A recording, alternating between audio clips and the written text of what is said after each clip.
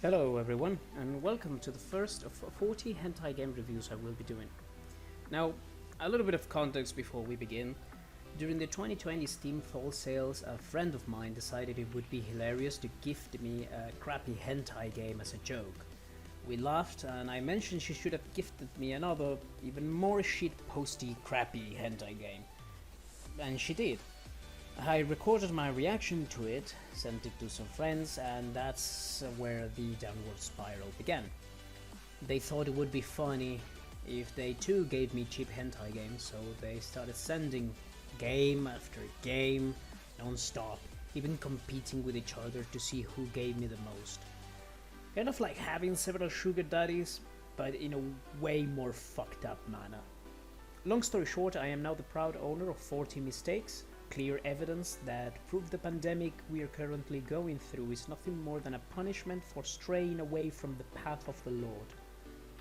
Anyway, I decided that these games should not go to waste, so I'm going to play and review all of them, so that you, dear viewer, can make wise purchases with your hard-earned money.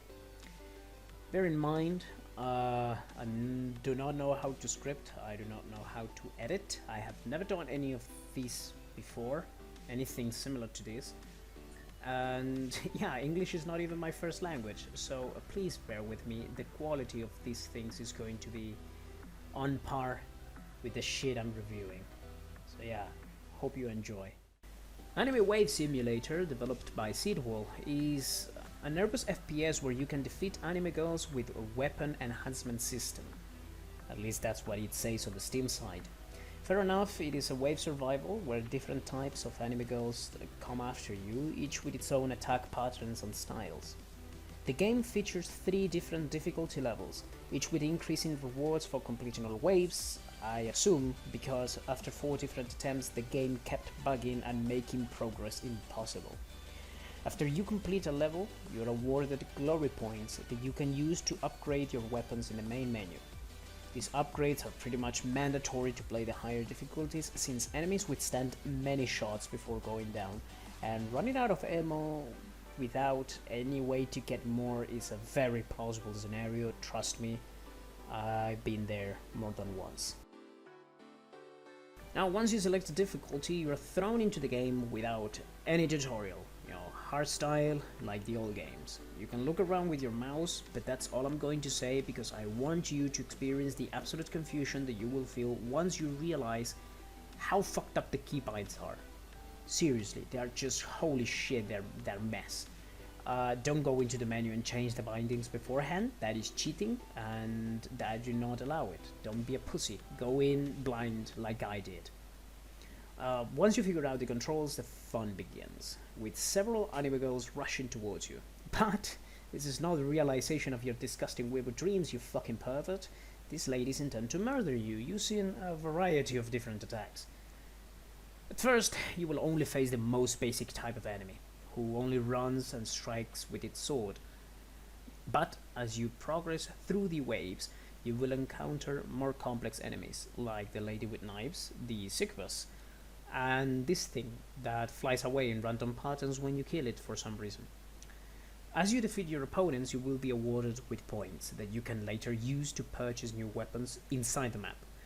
There is a neat little bug related to this, which is that if you try to buy a gun without enough points, the game takes away all of them and you still don't get the gun. Because this is the pinnacle of Polish games. The enemy has a sort of armor system where if you hit them in the body, you remove their clothes, exposing their underwear. This is actually a very interesting mechanic and I love it because shooting them in the head deals considerably more damage, even one-shotting them with a pistol in normal difficulty, but does not remove the clothing. So the game presents you with probably one of the hardest decisions in the history of video games.